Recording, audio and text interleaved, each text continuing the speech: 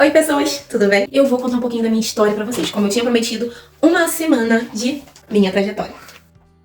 Eu sou Ana Paula Costa, tenho 28 anos e eu sou de Petrópolis. Bom, pra você me conhecer melhor, você tem que saber um pouquinho da minha trajetória, não só aqui na internet, mas a minha trajetória de vida.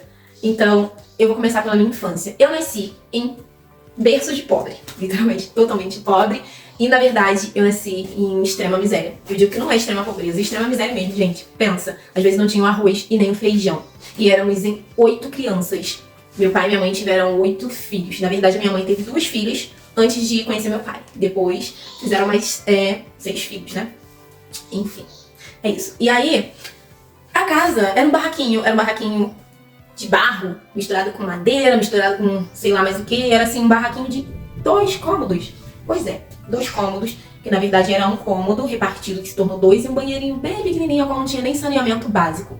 A gente não vivia nem com o básico, a gente não tinha nem água. A gente entrava no mato, nas grotas da vida do morro, pra poder ter água potável pra beber. Pois é. E às vezes a gente não tinha nem um arroz e feijão, tinha que ficar pedindo canequinha vizinho, incomodar a vida alheia, pra gente ter alguma coisa pra comer.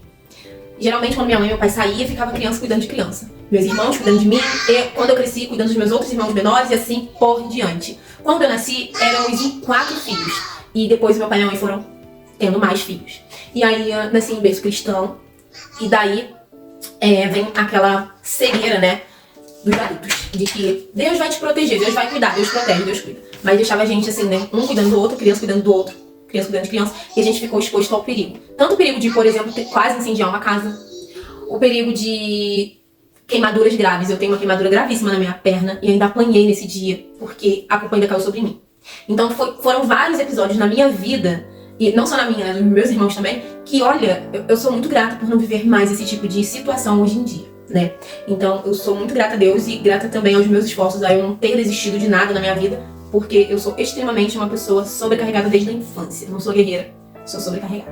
Então, o fato de que nasci na miséria e cheia de irmãos e não tendo quase o básico pra comer, né? E criança cuidando de criança, para os meus pais poderem trazer pelo menos quase o básico pra dentro de casa, a gente fazia todos os serviços domésticos de casa, serviços brutais também, né? De carregar balde de água, de lavar banheiros que não tinha saneamento básico, de varrer a sujeira que caía do cano do banheiro no quintal e assim por diante. Era muito cansativo ser uma criança na época que eu nasci. Dito isso, né, eu quero dizer o seguinte: a criança cuidando de criança é muito perigoso, ainda mais num local aberto, que era aberto. Então tinham predadores, pessoas sem caráter, pessoas que gostavam de machucar crianças. E eu fui uma dessas que foram machucadas por esses predadores. Pessoas a qual eram até do convívio familiar, do convívio do quintal, fizeram mal a mim. Quando eu tinha apenas 8 anos e alguma coisa, quase 9 anos, quando começaram os abusos, né, comigo, uma criança apenas. Toda essa consequência do que eu passei na infância vieram como gatilhos nos dias atuais, né, e assim por diante. Graças a Deus hoje eu faço a minha terapia, né, comecei minha terapia este ano. E isso tem me ajudado a concentrar em mim, concentrar em outras coisas e liberar essa mágoa, essas dores de dentro de mim, né? Então, voltando ao passado, passando desse processo da infância, fui para adolescência. Também fui quase vítima de violência também sexual por outros predadores em outras épocas, em outro local, que a gente já não vivia mais nesse local que eu passei a minha infância. Então a gente já vivia em outro lugar, no mesmo bairro, porém em outro lugar. Então eu passei por certas situações ainda na minha adolescência. Enfim, durante até a minha vida adulta também já teve pessoas se aproximando para tentar também fazer esse mal pra mim. Tanto que eu já imaginei e me perguntei pra Deus: meu Deus, será que eu nasci pra ser alvo desse tipo de coisa? Porque não é possível. Literalmente. Eu já me culpei e achei que a culpa era minha. Tem coisa errada comigo, porque eu atraio esse tipo de gente. Eu não sei o porquê, certo? Então assim, eu sei que o erro não é meu, que a culpa não é minha. E pessoas assim vai ter em todas as épocas da minha vida, em todo tipo de lugar, inclusive dentro das igrejas. Tomem cuidado. Não terminei meus estudos porque minha mãe teve um neném. O nome dele é Breno, hoje ele já tá com 14 anos. Então aí, na época, eu tinha apenas, acho que 15 anos. Sim, 15 anos apenas. E parei de estudar com 15 anos pra cuidar do meu irmão. Tanto que as pessoas, quando eu saía com ele, porque eu levava na pediatra, eu corria atrás de tudo para ele. E as pessoas achavam que ele era meu filho. Literalmente nasceu de mim e que, sabe? Literalmente as pessoas achavam que ele nasceu de mim, que ele era meu filho. Porque eu cuidava dele a todo custo. Eu ensinei a falar, eu ensinei a cantar, a dançar, eu ensinei muita coisa a ele. Eu saí de casa grávida aos 17 anos e meio. eu descobri que eu estava grávida, né? E aí, mais problemas pra minha vida. Pois é, gente, não foi fácil. Não foi fácil. Porque assim, eu encontrei uma pessoa abusiva. Aí eu tive, na época, uma filha com ele, né?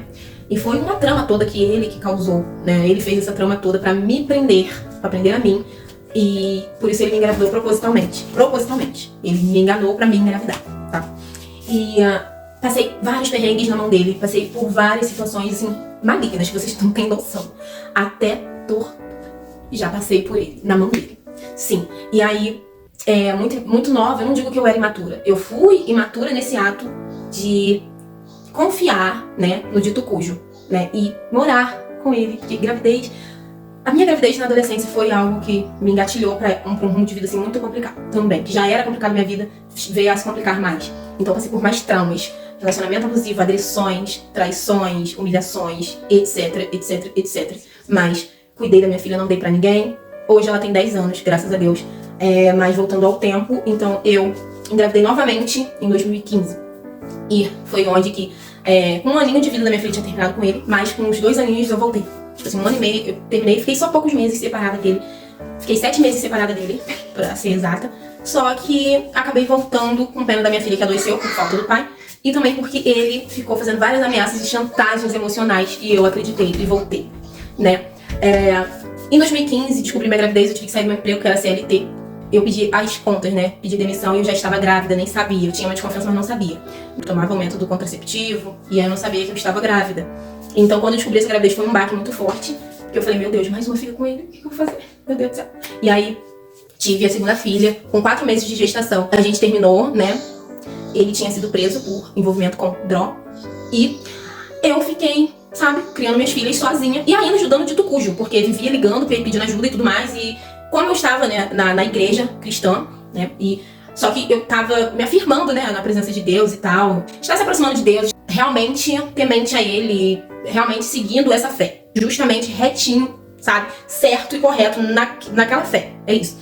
E aí eu tava assim, sabe? Naquele pique de realmente estar firme e tudo mais. E aí vinham pessoas falando que Deus estava mandando dizer pra mim, lutar pelo meu relacionamento pra mim, pagar o preço pra mim no monte. E tava eu indo no monte, orar, buscar e tudo mais. E aquela canseira toda pra uma pessoa que não queria saber de nada com Deus. De nada, absolutamente nada com Deus. Só que ele fingia que queria pra mim estar ajudando ele. Só que na mente dele, ele achou que eu teria algum tipo de relação sexual com ele lá dentro do presídio. E eu disse não. Falei, não, o meu corpo não foi pra isso. Eu não nasci pra isso, pra me humilhar a esse ponto.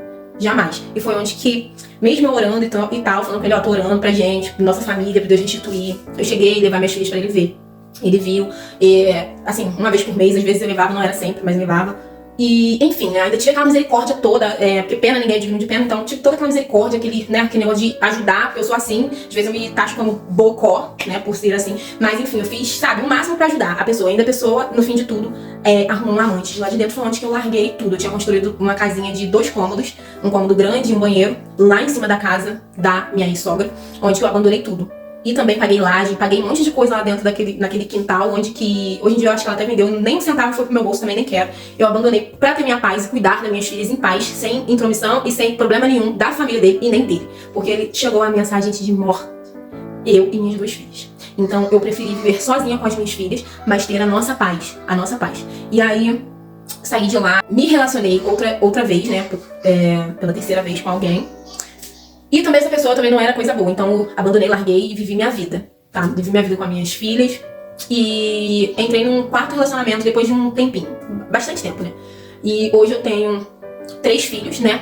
E terminei meus estudos, gente, eu tô muito feliz. Esse meu 3º filho é do meu último relacionamento, que não era abusivo nem nada disso, tá? E é isso.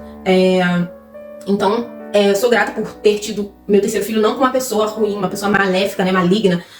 Enfim, é isso, né? Fico muito feliz por esse detalhe. E aí, neste ano de 2023, eu falei, não, esse ano é o meu ano, eu vou conseguir. Eu, sabe, batalhei muito. Fiz a minha laqueadura, graças a Deus, que era um sonho desde os meus 17 anos, né? Quando eu descobri a minha primeira gravidez. Eu falei, não, eu vou ligar, eu não quero ter mais filho.